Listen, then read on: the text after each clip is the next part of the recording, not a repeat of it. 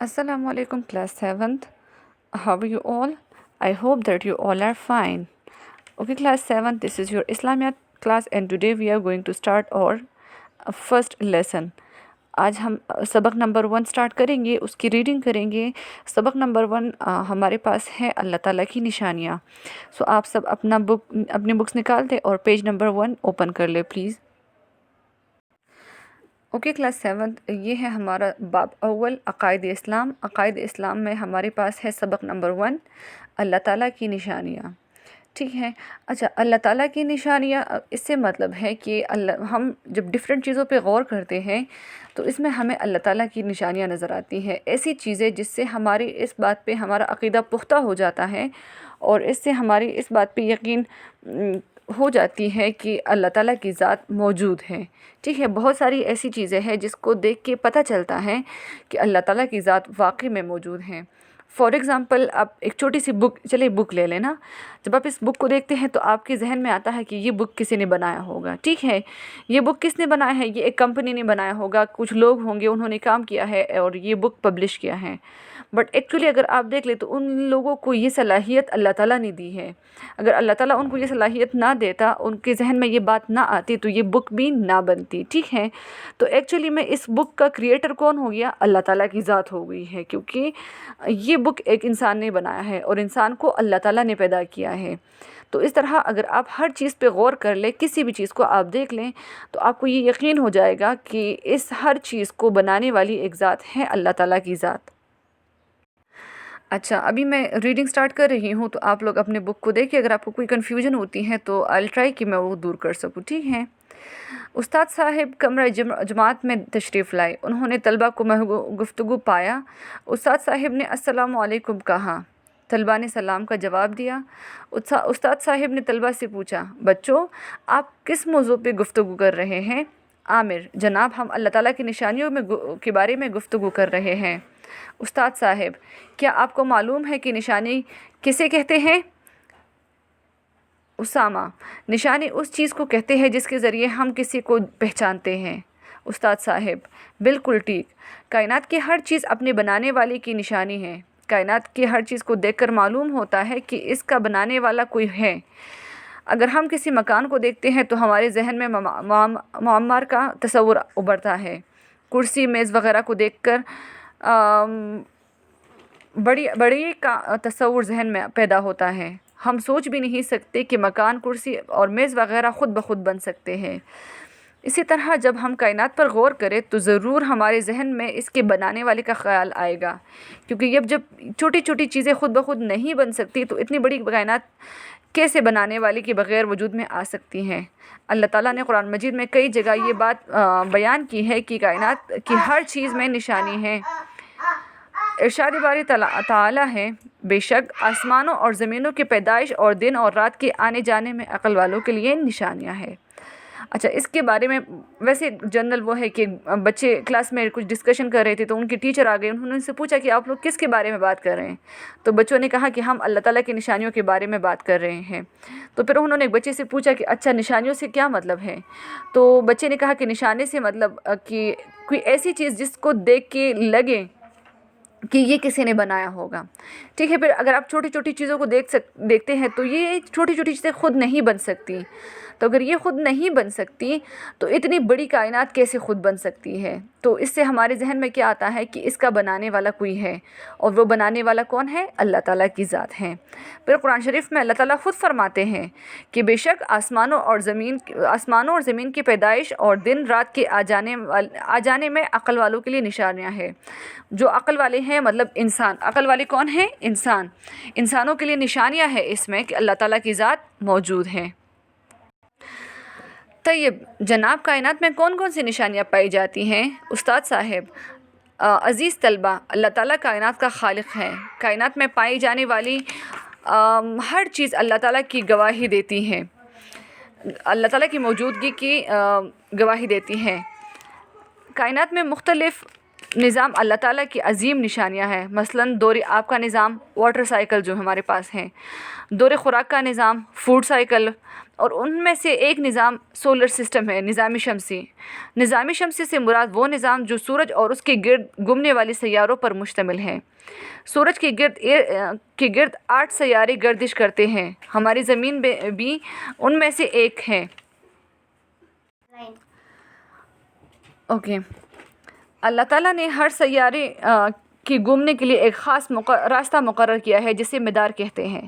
ہر سیارہ اپنے مدار میں اللہ تعالیٰ کے حکم کے مطابق گردش کرتا ہے۔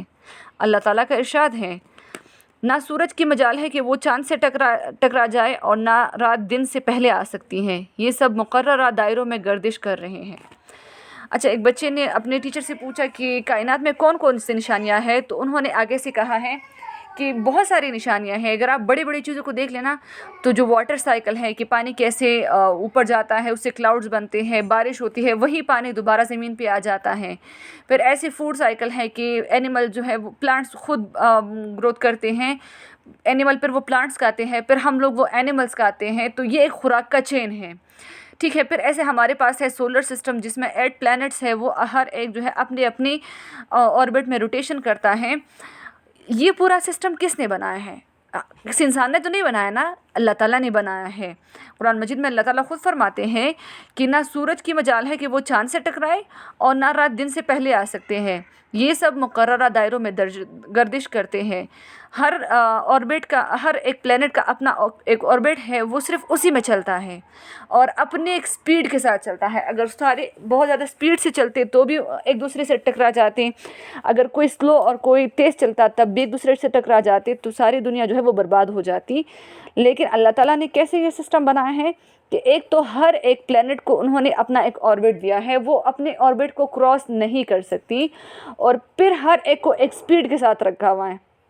وہ سپیڈ ایسے ہیں کہ وہ کبھی بھی ایک سیارہ دوسرے سیارے کے قریب نہیں آ سکتا، ٹھیک ہے، صحیح۔ پھر دوسرا پیج اب دیکھتے ہیں۔ زاہد: جناب، کیا دن اور رات کا تعلق بھی نظام شمسی سے ہے؟ استاد صاحب: جی ہاں، دن اور رات کا آنا جانا زمین کی حرکت کی وجہ سے ہے۔ زمین سورج کے گرد اپنے مدار میں گردش کرنے کے ساتھ ساتھ اپنے مرکز کے گرد بھی گردش کرتی ہے۔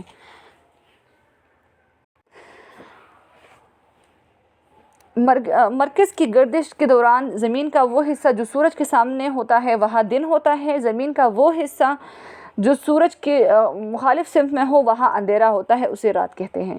اچھا، ایک بچے نے پوچھا کہ کیا یہ جو دن اور رات آتا ہے تو اس کا تعلق بھی ہمارے پاس سولر سسٹم سے ہے؟ تو ہاں، اس کا تو آپ سب کو بھی پتہ ہے کہ زمین ایک تو اپنے آربٹ میں روٹیشن کرتی ہے، اس سے سیزنز چینج ہوتے ہیں، اور ایک وہ زمین جو ہے وہ اپنی جگہ پہ روٹیشن کرتی ہے، اس سے دن اور رات بنتا ہے۔ زمین کا جو حصہ سورج کے سامنے ہوگا وہاں دن ہوگا، دن کا ٹائم ہوگا، اور جو اپوزٹ ہوگا مطلب جو پیچھے رہ جائے گا وہ اس میں کیا ہوتا ہے، اس میں رات ہوتی ہے، اور ایسی ہی زمین جو ہے وہ روٹیشن کرتی ہے، ٹھیک ہے۔ حامد: جناب، دن اور رات کی پیدائش کا کیا مقصد ہے؟ استاد صاحب: اللہ تعالیٰ نے دن اور رات اسی لیے پیدا کی تاکہ ہماری روزمرہ زندگی کی مصروفیات میں تناسب پیدا ہو سکے۔ ہمارا جسم مسلسل کام نہیں کر سکتا، اسے آرام کی بھی ضرورت ہوتی ہے۔ اللہ تعالیٰ نے دن اور رات اسی لیے بنائے کہ ہم دن کو کام کاج کریں اور رات کو آرام کریں۔ دن بھر کام کاج سے تک کر رات کو آرام کرنے سے ہم اگلے دن کے کاموں کے لیے تازہ دم ہو جاتے ہیں۔ قرآن مجید میں اللہ تعالیٰ کا ارشاد ہے، یہ اسی اللہ کی رحمت ہے کہ اس نے تمہارے لیے دن اور رات بنائے تاکہ تم رات میں سکون حاصل کرو اور دن کو اپنے رب کا فضل تلاش کرو، اور تاکہ تم شکر گزار بنو۔ اچھا، پھر ایک بچے نے پوچھا کہ استاد صاحب کیا یہ دن اور رات کیوں بنائے ہیں اللہ تعالیٰ نے؟ تو دن اور رات اسی لیے اللہ تعالیٰ نے بنائے ہیں کہ ہماری زندگی میں بیلنسڈ ہو سکے۔ جب تک ہماری زندگی میں بیلنس نہیں ہوگا ہماری زندگی میں کوئی بھی کام اچھے سے نہیں ہوگا، ٹھیک ہے۔ فار ایگزامپل آپ لوگ ہیں، اگر آپ لوگ پورا دن گیم کرتے ہیں تو گیم کرتے کرتے ایک تو آپ کی اسٹیمنا بھی ختم ہو جائیں گے، پلس آپ لوگ بور ہوں گے۔ ہاں، آپ کچھ ٹائم کے لیے گیم کریں، کچھ ٹائم کے لیے آپ ٹی وی دیکھ لیں، کچھ ٹائم کے لیے آپ اسٹڈیز کریں، کچھ ٹائم آپ خوراک کو دے دیں، کچھ ٹائم آپ فیملی کو دے دیں۔ تو جب آپ کی فیملی میں ڈفرینٹ چیزیں ہوتی ہیں تو آپ کی فیملی میں کیا ہوتا ہے، آپ کی لائف میں بیلنس آ جاتا ہے۔ اسی طرح اللہ تعالیٰ نے ہماری زندگی میں بیلنس رکھنے کے لیے کیا کیا ہے، دن اور رات بنائے ہیں کہ پورا دن ہم کام کرتے ہیں، اسکول جاتے ہیں، جاب کرتے ہیں، گھر کے کام کرتے ہیں، سپورٹس کرتے ہیں، ایک دوسرے سے ملتے ہیں، فیملی کو ٹائم دیتے ہیں، ڈفرینٹ چیزیں کرتے ہیں۔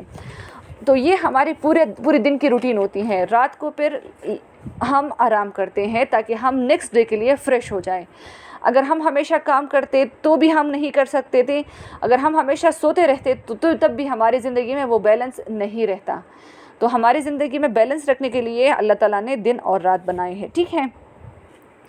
اچھا، پھر ایک بچہ ہے علی اب سوال کر رہا ہے اپنے استاد سے، جناب کیا وقت کا حساب بھی نظام شمسی کے ذریعے سے کیا جاتا ہے؟ استاد جی ہاں بالکل، ہم گھنٹوں مہینوں اور سالوں کا تعین زمین، سورج اور چاند کی حرکت سے ہی کرتے ہیں۔ ہماری زمین اپنے مرکز کے گرد ایک چکر 24 گھنٹوں میں مکمل کرتی ہے، اسے ہم ایک دن شمار کرتے ہیں۔ اسی طرح زمین اپنے مدار میں سورج کے گرد ایک چکر 365 دنوں میں پورا کرتی ہے، ہم اسے شمسی سال کہتے ہیں۔ چاند کا زمین کے گرد ایک چکر 27 یا 30 دنوں میں پورا ہوتا ہے، ہم اسے قمری مہینہ شمار کرتے ہیں۔ اچھا، اب دیکھیں ایک بچے نے ٹائم کا پوچھا ہے کہ اب ٹائم جو ہے، باقی ساری چیزیں تو ٹھیک ہے وہ ہم کرتے ہیں، لیکن کیا ٹائم بھی جو ہے اس کا تعلق ہے سولر سسٹم سے؟ تو ہاں بالکل اس کا تعلق ہے سولر سسٹم سے، اور سولر سسٹم میں اس کا تعلق ہے زمین، چاند اور سورج کے موومنٹ سے۔ اچھا، زمین اپنے مدار میں جب وہ اپنی جگہ پہ روٹیشن کرتی ہیں تو وہ 24 گھنٹوں میں ایک روٹیشن کمپلیٹ کرتی ہیں، تو اسے ہم کیا کہتے ہیں، ایک دن۔ پھر وہی زمین جب اپنے آربٹ میں ایک چکر کمپلیٹ کرتے ہیں سن کے ارد گرد، تو وہ 365 ڈیز میں کمپلیٹ ہوتی ہے، اور اسے ہم ایک سال کاؤنٹ کرتے ہیں۔ پھر جو چاند ہے، چاند زمین کے گرد گھومتی ہے نا، تو چاند جب زمین کے گرد ایک چکر پورا کرتی ہے تو وہ 29 یا 30 دنوں میں کرتے ہیں، تو اسے ہم قمری مہینہ کہتے ہیں۔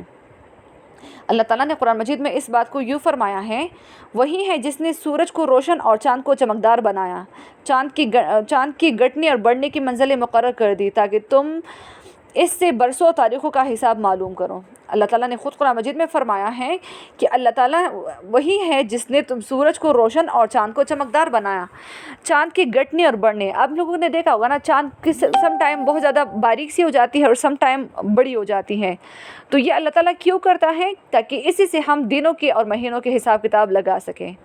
عزیز طلبہ، اللہ تعالیٰ نے کائنات کی تمام چیزوں کو اپنے بندوں کے لیے پیدا کیا تاکہ زمین پر ان کے لیے زندگی بسر کرنا ممکن ہو جائے۔ ہمیں چاہیے کہ ہم کائنات پر غور و فکر کریں اور اصل حقیقت تک رسائی حاصل کریں، ٹھیک ہے کلاس 7؟ تو یہ تھا ہمارا ٹاپک اللہ تعالیٰ کی نشانیاں۔ اس میں کچھ نشانیاں ایسی تھیں جو بہت زیادہ بڑی بڑی ہیں۔ اچھا، اس کے علاوہ اگر آپ ایک پھول کو دیکھیں نا، فلاور پہلے نہیں ہوتا، پہلے پلانٹ بڑا ہو جاتا ہے، پھر اس میں ایک وہ بٹ بن جاتا ہے، پھر کیا ہوتا ہے وہ تھوڑا سا بڑا ہوتا ہے، اس کی لیوز بن جاتے ہیں، پھر وہ کھل جاتا ہے، اس سے فلاور بن جاتا ہے۔ فلاور کا ایک ٹائم ہوتا ہے، پھر اس ٹائم کے بعد وہ فلاور جو ہے وہ مرجھانا شروع ہو جاتا ہے، پھر وہ گر جاتا ہے، پھر وہ چیز دوبارہ سے شروع ہو جاتی ہیں۔ یہ کون کر رہا ہے؟ اللہ کی ذات کر رہی ہے۔ اتنے سارے ہمارے پاس مخلوقات ہیں، انسانوں کے علاوہ بہت ساری کریشنز ہیں نا، اینیملز ہیں، پلانٹس ہیں، یہ خوراک کھاتے ہیں، یہ کام کرتے ہیں، یہ بچے پیدا کرتے ہیں، ہر چیز کرتے ہیں۔ یہ کون کرواتا ہے ان سے؟ اللہ تعالیٰ کی ذات کرواتی ہے ان سے۔